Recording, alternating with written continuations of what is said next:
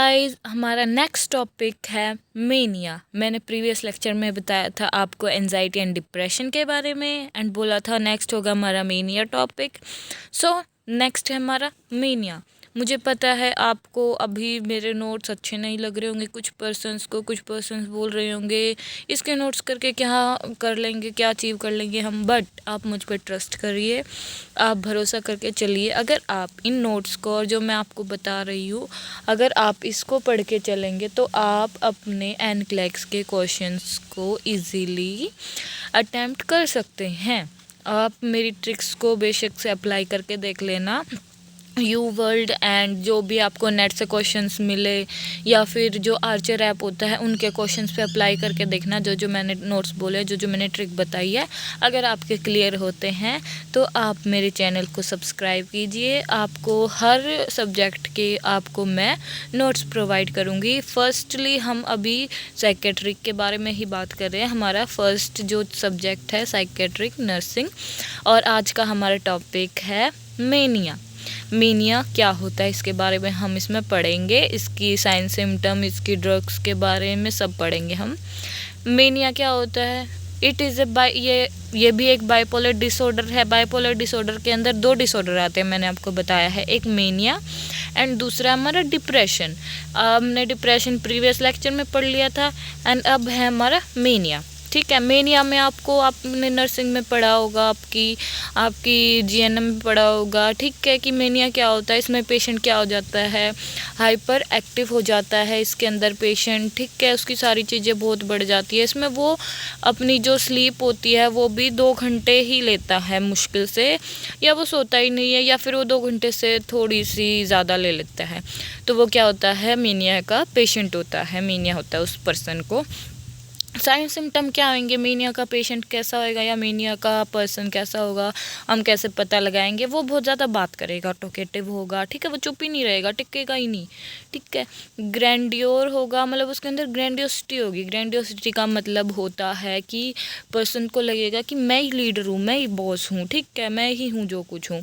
वो ईगोसेंट्रिक होएगा। ठीक है, प्रेशर्ड स्पीच होएगी, मीन्स वो अगर कुछ भी बात करेगा तो उसकी बातें ऐसी होंगी कि वो किसी भी टॉपिक पे ऐसे बिल्कुल ज़ोर दे के बात करेगा कि यही सही है, यही होगा।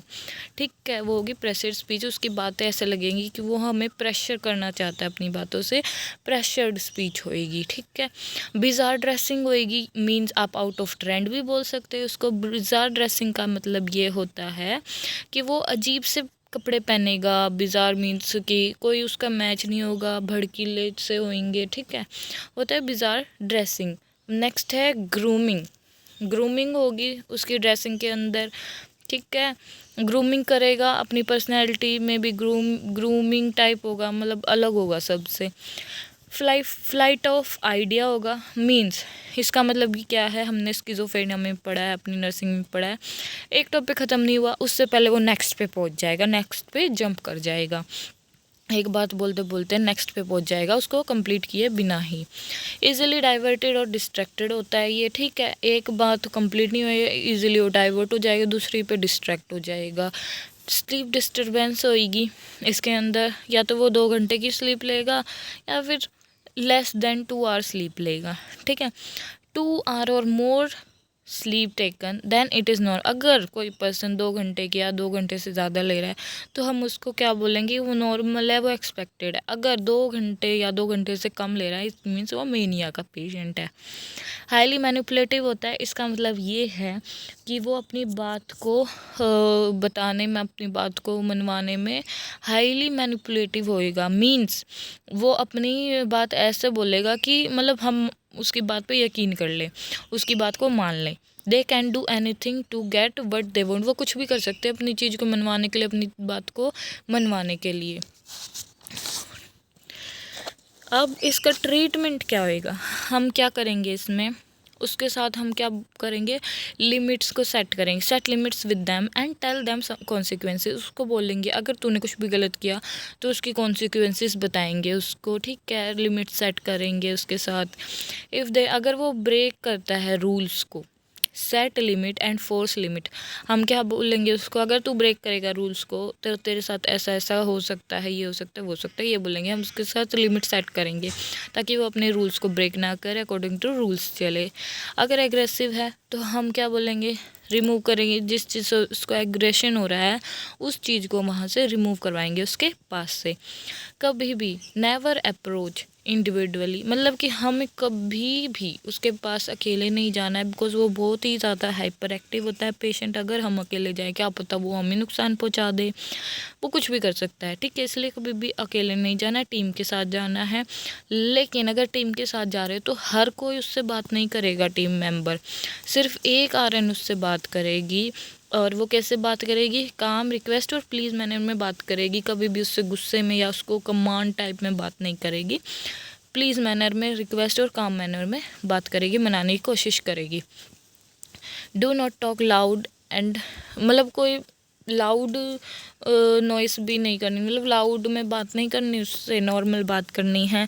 कोई भी एग्रेसिव पोस्चर नहीं बनाना है उसको, ठीक है, उसके सामने, ठीक है। ऑलवेज मेंटेन पर्सनल डिस्टेंस, हमेशा अपना जो पर्सनल डिस्टेंस है उसको मेंटेन करके रखना है उससे, ठीक है। If client do not understand, अगर इसको स्टार मार्क करने लेना, अगर वो अंडरस्टैंड नहीं कर रहा है, ठीक है, बात नहीं मान रहा है, तो इमीडिएटली उसको सीज़ करेंगे ताकि वो कोई नुकसान ना पहुंचाए हमें, या खुद को भी हार्म ना कर ले, ठीक है, या फिर हमारी अथॉरिटी को भी हार्म ना कर दे वो हमारी प्रॉपर्टी को, ठीक है। तो हमें क्या करना है, पहले तो 2 पॉइंट रेस्ट्रेन लगाना है। अगर उससे भी नहीं मानता है फिर हमें क्या करना है, 4 टाइप रेस्ट्रेन लगाना है, जिसमें पूरा बांधेंगे पेशेंट को, दोनों हाथ दोनों पैर। और 2 पॉइंट रेस्ट्रेन में क्या होता है, अगर हमने राइट एल्बो को सीज़ किया है तो हमें उसके अपोजिट लेग को सीज़ करना है।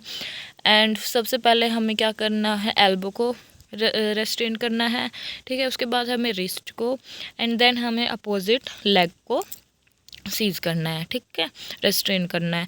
Do not give on involve them in group activity, group activity में हम कभी भी उनको इन्वॉल्व नहीं कर सकते, बहुत ज़्यादा एग्रेसिव होते हैं वो, इसीलिए। और 1 to 1 सुपर एक्टिविटी, जब वो कोई भी एक्टिविटी कर रहा है तो हमें उसको सुपरवाइज करना, उसको देखते रहना है, अपनी निगरानी में काम करवाना है, ठीक है, एक्टिविटी करवानी है। इसमें ड्रग्स कौन सी देंगे, हम ड्रग्स की बात करें तो हम इसमें मूड स्टेबलाइज़र या एंटीमैनिक ड्रग्स देते हैं।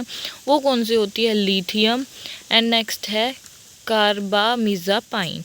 कार्बामिज़ापाइन क्या होती है, एक न्यूरो ड्रग होती है, ठीक है। इसका कॉज क्या होता है, इसको हमें कभी भी हाई उसमें नहीं देना है, इसको आप स्टार मार्क कर लीजिए। ये ग्रैनुलोसाइटोसिस करवाती है।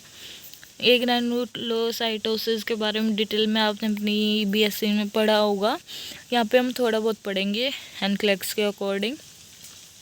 इसमें WBC कम हो जाती है और न्यूट्रोफिल भी कम हो जाती है, जिसकी वजह से रिस्क किसका होता है, इन्फेक्शन का होता है पेशेंट को। अगर उसको सोर थ्रोट हो रही है ये दवाई लेने से, इट मीन्स वो एक मेडिकल इमरजेंसी, उसको इन्फेक्शन हो गया बहुत।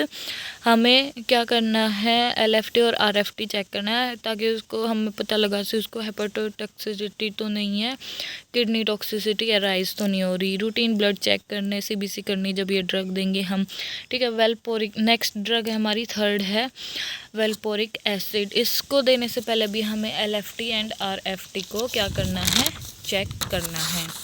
और हम डाइट क्या देंगे पेशेंट को, डाइट देंगे हम एवरी न्यूट्रिएंट, सब कुछ अमाउंट में हाई होगा न्यूट्रिएंट। फिंगर फूड देंगे हम उसको, हैंड हेड फूड देंगे, मीन्स फिंगर फूड क्यों देंगे, बिकॉज वो एक जगह टिक के तो खाएगा नहीं, इसीलिए हमें उसको फिंगर फूड देना है। इसमें हमें क्या देना है, जैसे कि रोल्स बना दिए, चपाती के रोल्स बना दिए, ठीक है, या फिर उसको फिंगर चिप्स वगैरह दे दिए, या उसको कोई भी फ्रूट दे दिया हैंड में कि तू चलते चलते खा, ठीक है, घूमते फिरते खा, कोई एक्टिविटी करते खा, ऐसे फूड देंगे हम उसको, बिकॉज वो स्टेबल नहीं रहता एक जगह पे। प्राइवेट रूम देंगे अवे फ्रॉम नर्सिंग स्टेशन, जो नर्सिंग स्टेशन से दूर है। क्यों देंगे, बिकॉज अगर हमने उसको आसपास दे दिया, वो बहुत ज़्यादा एक्टिविटी करता रहता है, तो हम उसके चक्कर में हम दूसरे पेशेंट को संभाल ही नहीं पाएंगे। अगर हम उस पर ध्यान देंगे ज़्यादा, और इतने में हमारा जो डिप्रेसिव पेशेंट है वो सुसाइड कर जाएगा, इस वजह से हमें दूर देना है इनको, ठीक है। Energy conversation is a priority, मतलब हमें है ना इनकी एनर्जी कंजर्वेशन करवानी है, मीन्स कि ये एनर्जी को वेस्ट ना करे, ऐसा काम करवाना है। वजह से इनमें बहुत ज़्यादा एनर्जी होती है, इसलिए हमें इनको क्या देना है कि पेशेंट को बोलना है तू मॉप कर फ्लोर पे, कि उसकी एनर्जी भी बच जाए और हमारा काम भी हो जाए। ऐसी एक्टिविटी करवानी है जिससे एनर्जी कंजर्व भी हो जाए और उस हमारा मतलब कि वो कुछ काम भी कर ले एंड कोई हार्म भी ना हो किसी को। नेक्स्ट एक छोटी सी टर्म है, ये था हमारा मेनिया। नेक्स्ट एक छोटी सी टर्म है, इसके सिर्फ आप डेफिनेशन कर लीजिए और ट्रीटमेंट, कोई ज़्यादा डिटेल में जाने की ज़रूरत नहीं है। फॉर जनरल नॉलेज क्या है, पेशेंट इसमें क्या करता है, जो अपनी बॉडी के हेयर होते हैं वो बार बार रिमूव करने लग जाता है। इसका मतलब क्या है, इसकी डेफिनेशन क्या है, ट्राइकोटिलोमीनिया में पेशेंट अपने बॉडी के हेयर रिमूव करता है रिपीटेटिवली। तो इसमें हम क्या देंगे, एंटी डिप्रेसेंट देंगे। कौन सी, फ्लोक्सिटिन क्या होती है, SSRI की ड्रग होती है। क्या देंगे हम, एंटी डिप्रेसेंट देंगे इसके अंदर हम पेशेंट को। नेक्स्ट टॉपिक है हमारा personality disorder according to NCLEX. Personality disorder पढ़ेंगे हम, ठीक है। इसमें क्लस्टर्स आते हैं, 3 क्लस्टर हैं, A, B एंड C। आपने इसमें डिटेल में पढ़ा होगा, नर्सिंग में भी आपने डिटेल में पढ़ा होगा इसको। अब आप अकॉर्डिंग टू एनक्लेक्स पढ़िए। क्लस्टर A के अंदर आते हैं 2 पार्ट आते हैं, पैरानॉइड, स्किज़ोडिपल। पैरानॉइड का मैंने आपको बताया था क्या क्या होता है, ठीक है। पैरानॉइड में क्या होता है, वो सोचता है कि हर कोई उसको मारने की कोशिश कर रहा है, उसके अंदर सस्पिशियसनेस होती है बहुत ज़्यादा, ठीक है। ये सबसे ज़्यादा गर्ल्स में होता है। उन्हें हमें कभी भी अनपैक्ड फूड नहीं देना, हमेशा हमें पैक्ड फूड देना है। क्यों नहीं देना अनपैक्ड फूड, बिकॉज वो सोचेगा कि इन्होंने इसके अंदर क्या पता क्या मिला के दिया हो मुझे, जिससे मैं मर जाऊँगा, ठीक है। मेंटेन करना, उसके साथ ट्रस्ट मेंटेन करना है, विस्परिंग नहीं करनी उनके सामने, क्योंकि वो सोचेगा उसके अंदर यही है ना, रेफरेंस की कंडीशन भी होती है, वो सोचेगा मेरे बारे में ही बात कर रहे हैं, तो वो एग्रेसिव हो जाएगा। उसके सामने कभी भी हमें टैबलेट का रैपर नहीं ओपन करना है, कभी फोर्स नहीं करना उसको कोई भी एक्टिविटी करने के लिए, क्योंकि उसके अंदर ग्रैंडियोसिटी भी होती है। नेक्स्ट है स्किज़ोडिपल क्या होता है, इनके ओड एंड ओड बिलीफ होते हैं, मतलब कि ये पुराने ख्यालों के होते हैं। ये पेशेंट्स ये आइसोलेट कर लेते हैं खुद को, दूसरों से डिटैच्ड कर लेते हैं, अलग से रहने लग जाते हैं। इनकी अलूफ पर्सनैलिटी होती है। अलूफ का मीन्स यही होता है कि ये हर किसी से दूर हो जाते हैं, अकेले रहना पसंद करते हैं। दे think they have magical power think, और वो क्या सोचते हैं कि हमारी क्या है, मैजिकल पावर थिंकिंग होती है हमारे पास, ये सोचते हैं।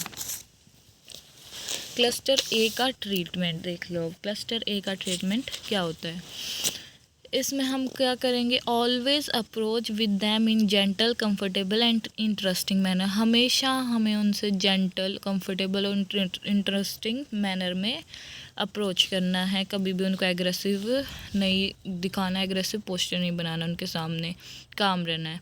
Be mindful of non verbal communication. जब इसका मतलब क्या, स्टार मार्क कर लीजिए, इसका मतलब ये है अगर आप कोई भी कम्युनिकेशन करेंगे उनके सामने तो आप डायरेक्ट करेंगे बात, कोई भी नॉन वर्बल कम्युनिकेशन नहीं करेंगे एक दूसरे से, बिकॉज ये बहुत ज़्यादा सस्पिशियस होते हैं, ये सोचेंगे कि हम ये मुझे मारने की कोशिश कर रहा है इस वजह से, ठीक है। Gradual encourage interaction if appropriate, ठीक है।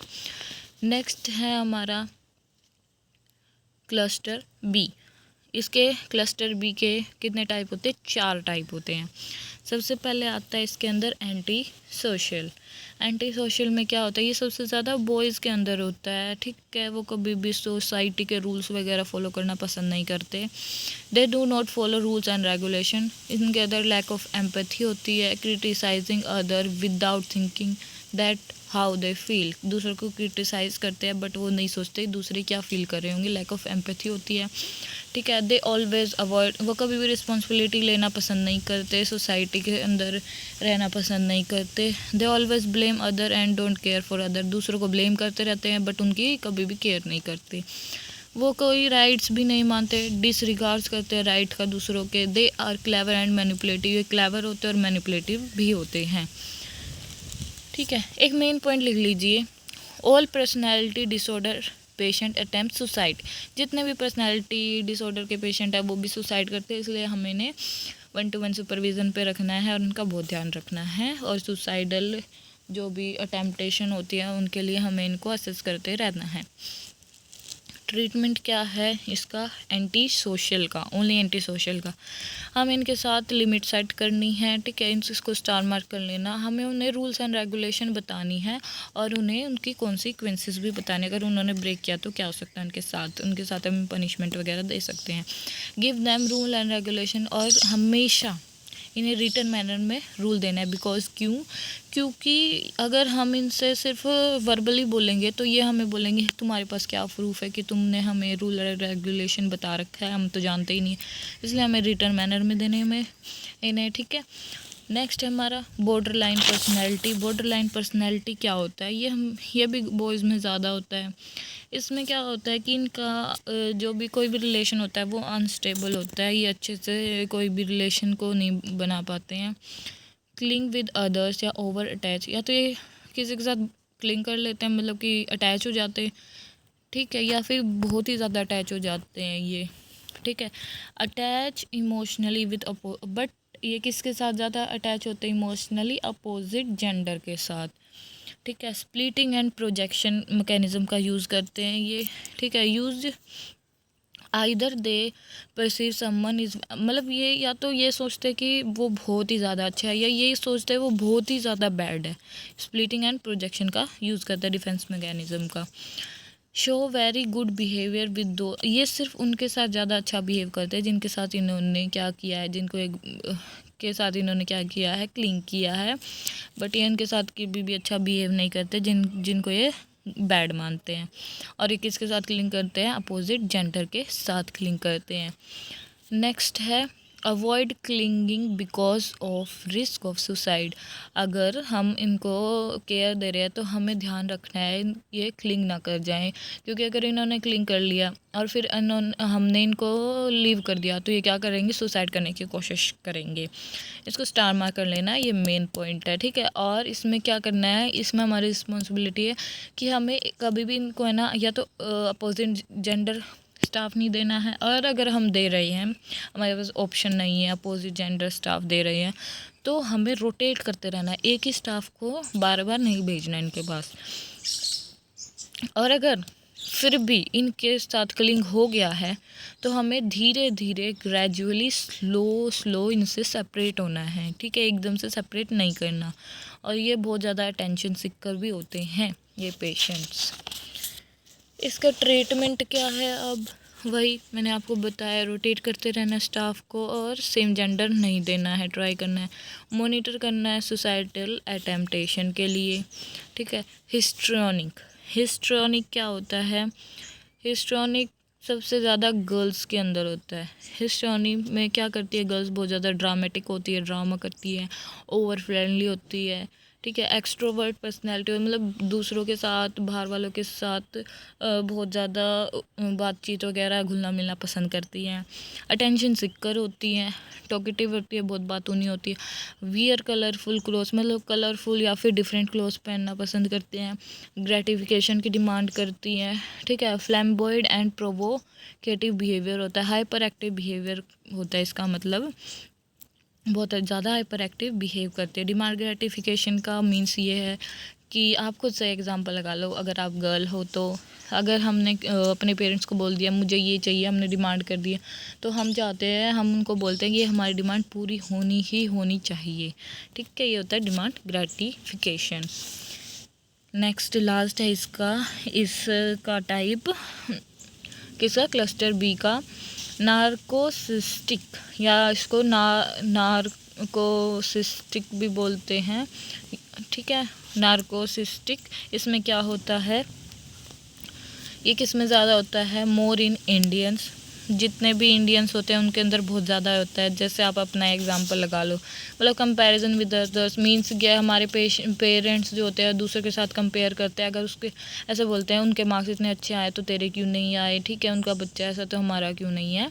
ये होता है नार्कोसिस्टिक, किस में ज़्यादा होता है? इंडियंस के अंदर। ग्रैंडियोर होते हैं ये, ठीक है, अपने आप को बॉस मानते हैं। They have ego in the child, मतलब इनकी जो ईगो होती है वो डैमेज हो जाती है चाइल्डहुड के अंदर, ठीक है। लैक ऑफ एम्पैथी होती है इनके अंदर। They can do anything to, ये कुछ भी कर सकते हैं जो इनको चाहिए उनको पाने के लिए। They believe that they are perfect and to need administration and applause. इसका मतलब ये है, ये क्या बिलीव करते हैं कि ये परफेक्ट है और ये दूसरों से ये चाहते हैं कि वो हमारे बारे में अच्छा सोचे, हमारे बारे में अच्छा बोले, ठीक है। To need administration and applause, they are full of jealousy factor, इनके अंदर बहुत ज़्यादा जेलिसी फैक्टर होता है, दूसरों से बहुत ज़्यादा जेलिसी फील करते हैं। ट्रीटमेंट क्या है इसका नार्कोसिस्टिक का? बी पेशेंट विद, जब हम इनके साथ डील कर रहे हैं ऐसे क्लाइंट के साथ या पेशेंट के साथ, बहुत ज़्यादा पेशेंट रहना है। Provide them consistent structural environment, एक ही जैसा एनवायरनमेंट देना इनको, ठीक है। फर्स्ट प्रायोरिटी हमारी क्या है? सेफ्टी इनकी, इनको सेफ रखना। लिमिट सेट करनी और एनफोर्स करनी है लिमिट्स, ठीक है, बार बार बतानी है इनको इनकी limits. Encourage direct communication to minimise attention seeking behaviour, हमें डायरेक्ट कम्युनिकेशन करनी है ताकि अटेंशन सीकिंग बिहेवियर ना कर ले, ठीक है। इनसे जो नॉन हार्म कॉन्ट्रैक्ट होता है वो भी साइन करवाना है इनसे। नेक्स्ट है हमारा क्लस्टर सी, लास्ट पार्ट इसका। इसके अंदर दो आते हैं, डिपेंडेंट अवॉइडेंस। डिपेंडेंट में क्या होता है? फर्स्टली ये सबसे ज़्यादा किस में होता है? गर्ल्स के अंदर होता है। मोर किस में होता है? गर्ल्स के अंदर होता है। इसमें क्या होता है? डिपेंडेंट के अंदर, अगर वो डिपेंड है, आपको पता ही लग रहा है नाम से डिपेंड है, तो उसके अंदर सब कुछ लो होता है, लो सेल्फ एस्टीम होती है, कोई कॉन्फिडेंस नहीं होता। They think they are worthless, वो फील करते वो वर्थलेस है। They always depend on others, दूसरों के साथ क्लिंग कर लेते हैं ये, ठीक है। इसका मतलब ये है कि अगर एक रिलेशन ब्रेक हो गया तो ये सोचते हैं कि हम अब क्या करेंगे, इसलिए वो दूसरे रिलेशन की तलाश में रहते हैं, ठीक है। अवॉइडेंस, मैं आपको ज़्यादा लिखवा नहीं रही इसके बारे में, बिकॉज अवॉइडेंस का मतलब आप नाम से ही पढ़ समझ रहे हो, ये इतना आता भी नहीं है पेपर में। अवॉइडेंस में अगर आपको क्वेश्चन आ भी जाए तो आप इजीली इसको कर सकते हैं कि अवॉइड करेंगे हम ये सब वो सब, ठीक है, नाम से ही पता लग रहा है। अब इसका ट्रीटमेंट क्या होता है? इसका ट्रीटमेंट होता है प्रोग्रेशन। इसमें सिर्फ हम क्या करेंगे, इसका कोई ट्रीटमेंट नहीं है स्पेसिफिक, इसमें सिर्फ हम उसको क्या करवाएंगे, इसको बोलेंगे, एजुकेट करेंगे कि तू डिपेंड मत हो, ठीक है। उसको धीरे धीरे उसको दिखाएंगे उसकी रिस्पॉन्सिबिलिटी कि तू भी खुद कुछ कर सकती है, यही होता है, ज़्यादा इसका कोई ट्रीटमेंट नहीं है ना। इसके ट्रीटमेंट के बारे में पूछा जाएगा पेपर में।